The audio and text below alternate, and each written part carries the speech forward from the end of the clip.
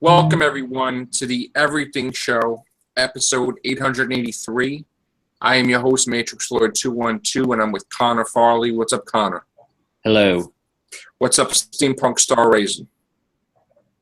Here in Hollywood. Okay, we got some disturbing news today. It came out of nowhere. Connor, you want to enlighten us? What happened? Yeah, out of absolutely nowhere. This is news that's enough to make any sci-fi fantasy's heart just stop. Yeah. And no pun intended. Carrie Fisher, of course, ultimately one of probably the most famous heroines of movies ever. Yes. Princess Leia from Star Wars had an unexpected heart attack on a flight from London to LA about 7 or 8 hours ago, I'd say now. Yeah, something like that. Yeah, and upsettingly, despite reports that she was in a stable condition, she's in critical, and it seems she's in intensive care and on a ventilator. This is like absurd. Do we know what caused this? I have no idea. It was that out of the blue that I had to step back because it shocked me. It shocked me. That is pretty shocking because when I saw her at Star Wars Celebration, she looked pretty healthy. I haven't met her personally, but I went to her panel at Star Wars Celebration, and I was probably 100 feet away from her. I saw her speak, and I didn't get to interact with her, unfortunately, but she looked pretty healthy. That's shocking. That is unexpected. She's like 60. How old? Yeah. She's 60, yeah. She's 60. Yeah. Oh, God. So she's on a ventilator or she's not on a ventilator? She's on a ventilator. Well, she was moved from ER to intensive care in the last 3 or 4 hours. Now you're the doctor. Is that good? Me? Yeah. Well, I mean, could you give an opinion on that as to is it better that she's moved from ER to intensive, or is it worse? Well, I mean, it is better, I guess, that she's not. I mean, it's still a serious thing, but so she's on the ventilator or she's not on the ventilator? When she was in ER, it seemed she was on the ventilator. Whether she's been put off the ventilator, and now she's out of there and she's in intensive care. Yeah, whether she's still on the ventilator. I mean, it's a step and of improvement, but I don't really know. Sure. I don't really know anything about what's going on there, so I can't. And again, I'm not a doc. I may work in the medical field, but I'm not a doctor. So, God damn. Yeah, I mean, but still, yeah. No, I don't play one on TV. Yeah, but no, I just watch. But that's not actual. That's whatever. We're not getting into. All right, so. Now that is an improvement. I just don't know, exactly what the hell is going on with her. When somebody's listed in critical condition, usually it can be very unpredictable. It could go either way. So you have to give it. Well, right. I mean, that's the thing. You'd have to give it a week before. You'd have to give it a week before you can actually. I mean, she could go back into, the emergency. She can go back into it if something happens. It could get better, it could get worse, it could go back and forth. I try to think about this in an emotionally detached and logical way. It kind of reminds me of when the Bee Gees, there was a singer from the Bee Gees that had a heart attack, and he was in for 4 days before they disconnected life support. So we don't know. I mean, Connor, we don't know anything if she's in a vegetative state or getting brain damage from the Well, machine. It was a heart attack, but not a stroke, right? She was unresponsive for 15 minutes, and I did a bit of research, and apparently that's enough time to damage and kill off brain cells. Well, I don't know. I don't know. It's too soon to say. We can't predict anything. She could be completely fine. I don't know what to say. I mean, I just would have never pictured today to be talking about this. Well, yeah, I went to go see Rogue One again, beginning of today, 10 a.m. my time, and the last thing you see on the screen is her. Well, that's what you and I were talking about. I'm like, Isn't it weird how that's the last thing, and then something like this happens? It's almost like a foreshadowing. Yeah, it's like crazy. It feels weird. Yeah, it's like I went to go see that. It was brilliant, you know, and then you come back and you hear something like that. It's bizarre. We're going to be. I mean, here's the thing. Tomorrow's it's 4 minutes. It's gonna be Christmas Eve. We're going to be monitoring this. I'm going to be at a party, my family party tomorrow, but I'm going to be checking my internet and seeing what's going on with the story. And when I come back, we're going to be talking about it. Steampunk, I just want to change the subject a little bit away from it because, again, here's the thing. We got this news, but it's not updated. We don't know. And to speculate, I really don't want to speculate. So we're going to change. I'm looking at Los Angeles Times, and there's no update other than she's in critical condition and on life support. Right. So we're going to change it. We're going to do a related topic because Steampunk saw Rogue One, and we're going to get his reaction. What did you think of that, sir? I was actually surprised. It was a lot better than I expected. I was expecting a mediocre Star Wars film, and I guess maybe because I went in with low expectations, but and it was a lot darker and grittier than I expected. Right. I was surprised. I was surprised to do such a dark and gritty film. I would say that Rogue One is my favorite all-time Star Wars film, even better than Empire Strikes Back. Wow. Oh my God. Well, that's the same as mine. And significantly better than The Force Awakens, because The Force Awakens now is my sixth favorite Star Wars film. Wow. Okay. You can see the absence of J.J. Abrams, and it is pleasantly welcomed. Okay. I can't stand J.J. Abrams. Right. I gotta tell you, I love Rogue One. There's problems with, like, I like The Force Awakens. It was a good film.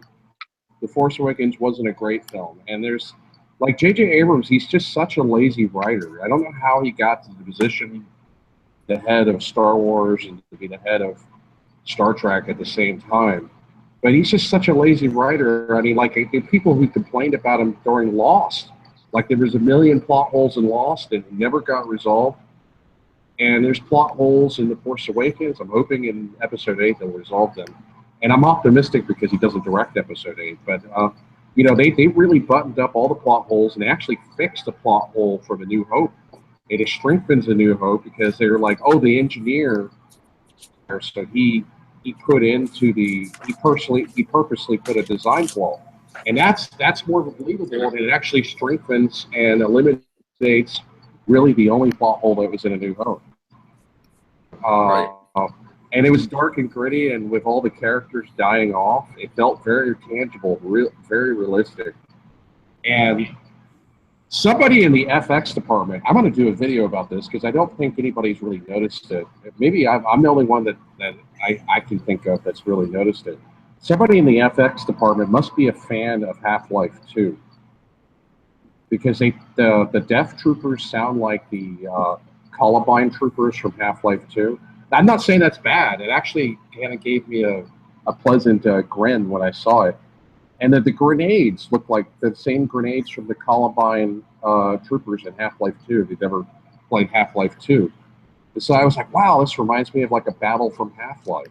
But, I mean, towards the end with, you know, where that guy in the armor gets killed because he's fighting Death Troopers, and the Death Troopers, one of them has a grenade still in his hand, and it blows up. Yeah, that reminded me of Half-Life 2. Maybe I'm just drawing conclusions to where there is none. But I just have a feeling that somebody in the FX department was heavily influenced with some of the battle scenes from Half-Life 2, and I actually think it helps the film really good. It blew me away. I was like, wow, this is really, really good. I mean, it had some minor flaws, but it doesn't really hurt the film that much. I really liked the story.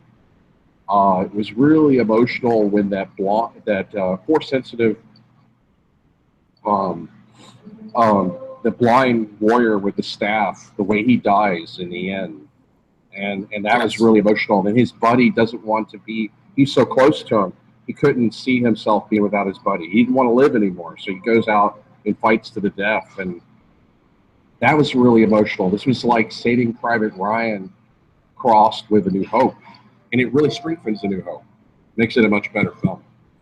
Yeah. Again, I got to get a chance to. I'm going to be seeing it. Maybe I'll see it on the weekend again.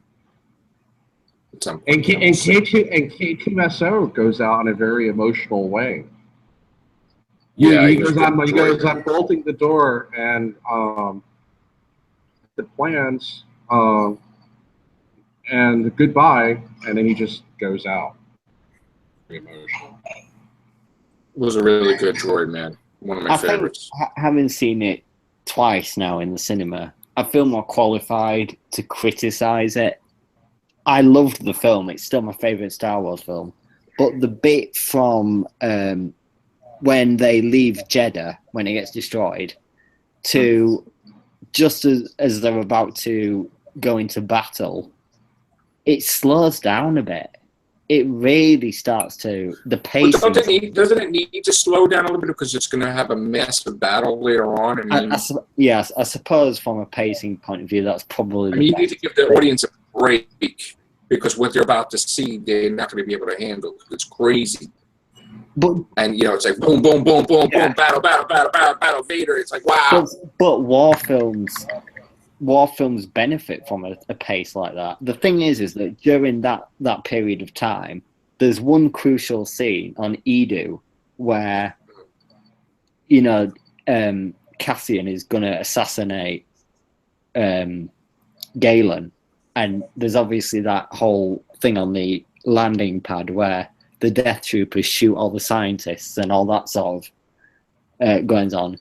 That sort of has to be fast-paced, or just like slow-away action. You know, that's a good scene. I like it because there's a whole battle with all the X-Wings, and it looks crazy good. But it's just because it's surrounded by slow, tedious, crawling storytelling, it doesn't have an impact that it would have if it was at the end while they're on Scarif. I mean, it's a brilliant action scene, as I said, but I don't know whether the pacing is just a bit too slow. It's like a millimeter under really slow. I don't know. I loved it second time around. Don't get me wrong, but I'm seeing a pacing fault with it at the same time. So well, it was a little slow in the beginning, but I don't think it hurts the film too much because I still consider it the best. But yeah, I would agree for a casual Star Wars fan, a little bit slow because, like, I remember I saw it last Friday, and there was a girl sitting next to me with her stepfather and her mom, and her stepfather and her mom were sitting behind me, and she happened to be sitting in the seat next to me because it was assigned seating only, and so I just randomly ended up. She had her hair tied up in buns like Princess Leia. And the amazing thing, she fell asleep during Rogue One. And it was in the beginning of the movie. I pick her up because I didn't know her. But then I talked to her after the movie. But she said that she was only a casual fan. I took a picture of her. I might put it on the Instagram. Yeah, don't show I didn't take a picture of her while she was asleep. I should have. That would have been funny. I took a picture of her after she was awake, and she was like casual fan. So she basically only went to see Star Wars because her stepdad and her mom wanted her to go. But I think for a casual fan, yeah, some people might find the beginning boring. I didn't find it boring. Pacing could have been sped up a little bit. It was a little bit slow in the beginning. I actually found And it was.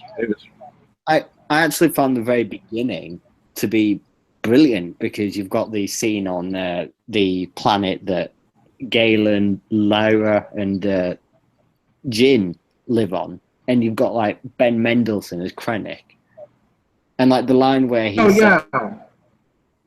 the line where he says, "Oh, Lyra back from the dead, it's a miracle." You know, he's sarcastic and he's witty as a villain. He's a great villain. I absolutely love Ben Mendelsohn in this. It really is brilliant.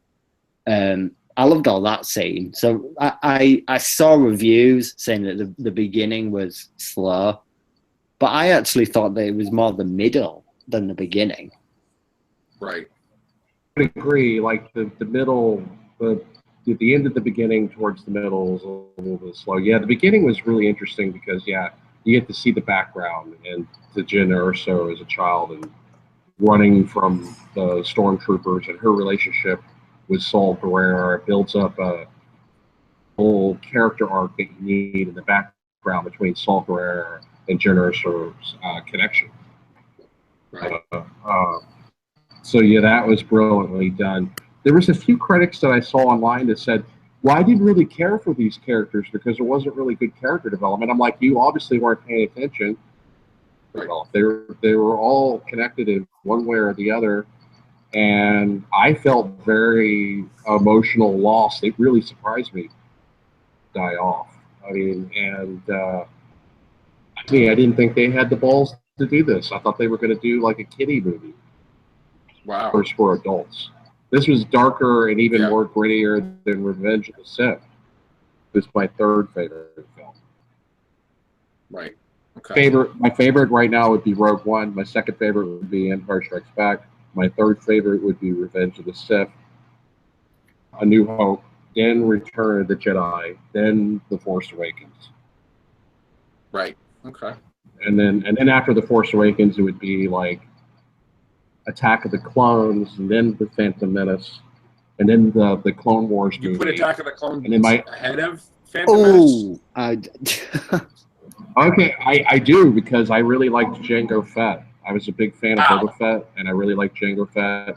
I was like, this is what I wanted to see Boba Fett do. Right. Okay. Boba Fett, dude. I really liked the battle scene between Jango Fett and Kenobi, and I also liked the battle scene between Count Dooku and Yoda. I thought that was really badass. It was the first time. Attack of the Clones was the first time you got to see Yoda kick ass. Right. Because in Phantom Menace, Yoda didn't. He just sat at the council. He didn't really do anything. So to me, that's the reason why I liked this too. I'm not one of these people who hates on the prequels. Abrams didn't. I'm glad that Abrams was not the executive producer.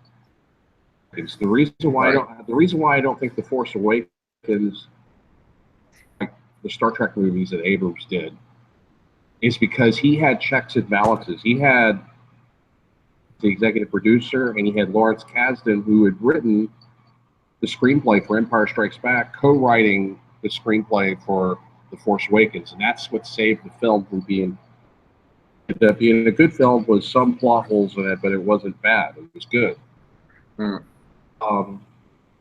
You should have read. I heard, from what I heard, when Abrams was originally hired to do The Force Awakens, he wanted to do The Force Awakens in a way. He wanted to pretend like the prequels never happened, because Abrams hated the prequels, and he wanted to pretend like they never happened. So he was going to do a bunch of background story stuff that would have contradicted the prequels, because he hated them. He kind of wanted to reboot Star Wars. Like he wasn't allowed to do that. Yeah.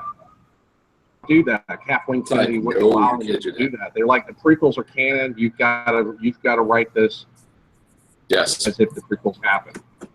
And I think that was a good choice on Kathleen Kennedy's part. What happens? You can't just retcon everything all the time. You know. He was wanting to do the same crap that he did to Star Trek, and it would have really made The Force Awakens suck. So That's what I'm saying. That's the reason why The Force Awakens was good, despite the fact that I hate the director. Anyway, that's another side note. But yeah, Rogue One really blew me away. I need to at least see it again one more time while it's still on the big screen.